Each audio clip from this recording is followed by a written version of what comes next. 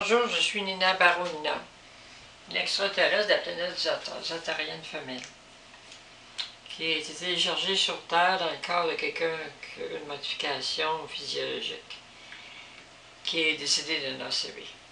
Mais moi, j'ai pris possession du corps le 21 mai 2016.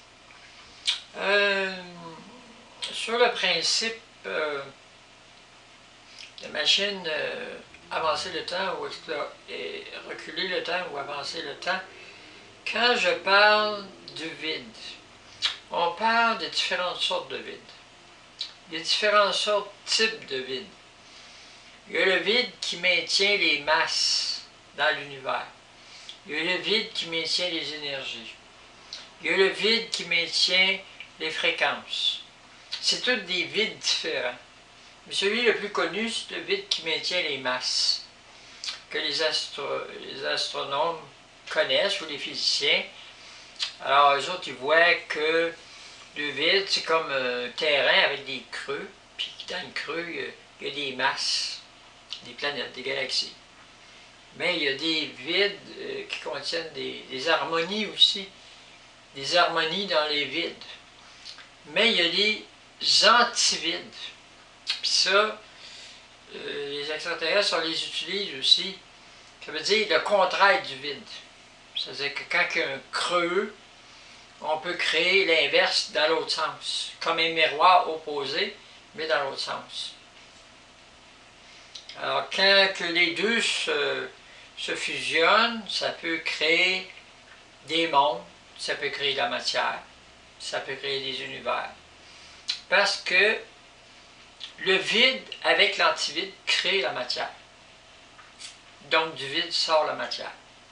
Parce que l'antivide puis le vide, quand ils se touchent, ça crée la matière automatiquement parce que les deux créent une explosion qui crée de la lumière, puis la lumière automatiquement tombe soit dans l'antivide ou dans le vide, où elle va se fusionner, qui va donner une lumière, puis là, le principe de la lumière qui se refroidit, des masses qui se divisent, puis là, c'est le principe des galaxies qui tournent, des gaz et tout le reste.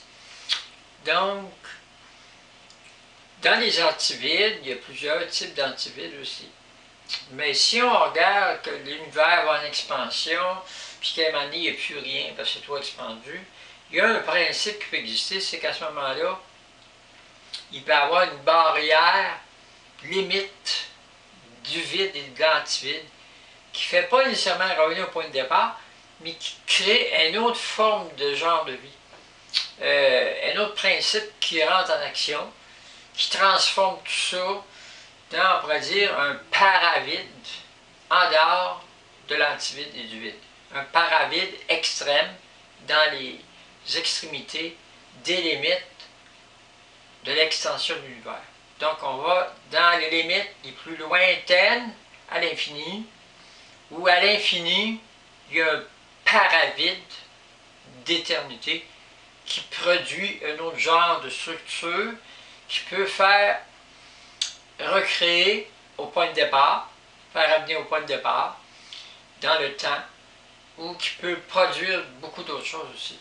Parce que rendu là, il y a plusieurs facteurs qui rentrent en ligne de compte. Mais les vides et les antivides, c'est comme la matière, l'antimatière, quand on met les deux ensemble, ça fait des explosions extrêmes. Mais les vides et les antivides, ça touche la matière, l'antimatière aussi, c'est encore plus compliqué. Le nucléaire puis l'antinucléaire. Les protons, les antiprotons, les neutrons, les antineutrons, la lumière, les photons, les antiphotons, la lumière contractée, l'anti-lumière contractée, la lumière noire contractée, l'anti-lumière noire contractée. Il y a beaucoup de choses dans les opposés. C'est pas des principes nécessairement du bien et du mal. Parce que le bien et le mal, c'est d'autres choses. C'est des gens qui sortent des lois du Créateur parce que le Créateur leur a donné des lois à obéir. Puis, il y a des lois cosmiques qui sont organisées, qui ont créé le Créateur, puis c'est auto-organisé. Le Créateur les a organisés, puis s'auto-organisent, puis ils ont créé le masculin et le féminin, puis la base du positif et du négatif, mais c'est pas dans le bien et le mal, c'est dans des énergies de création. Mais eux, ont été créés extraterrestres ou des dieux, puis ils n'ont pas obéi aux lois cosmiques de départ, puis ils ont préféré désobéir, puis utiliser des lois qui n'étaient pas permis d'utiliser, des lois sauvages, des lois que les créateurs ou les autres lois ont mis de côté, parce que c'est des lois très difficiles à contrôler. Donc eux, ils ont été là-dedans, ils s'en sont servis, ils se sont modifiés par ces lois-là, donc ils se sont tout-détruits, puis après ils ne peuvent pas faire autrement, ils ne peuvent pas revenir dans la substance initiale de la création, donc ils s'en vont toujours dans une destruction de pire en pire. Donc ils deviennent toujours de plus en plus destructeurs. Donc on en a beaucoup dans l'univers, mais enfin, je ne sais pas parler du vide, l'antivide, puis tout ça, mais donner des signes à des chercheurs qu'il y a beaucoup de choses que vous ne savez pas, que les extraterrestres ont sait. L'espace-temps, l'anti-espace-temps aussi. Il y a l'espace-temps, il y a l'anti-espace-temps, il y a l'espace-temps contracté,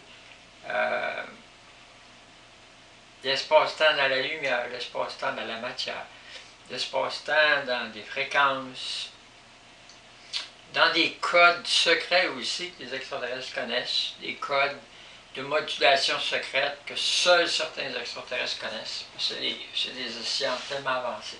Là, je vous laisse avec ça.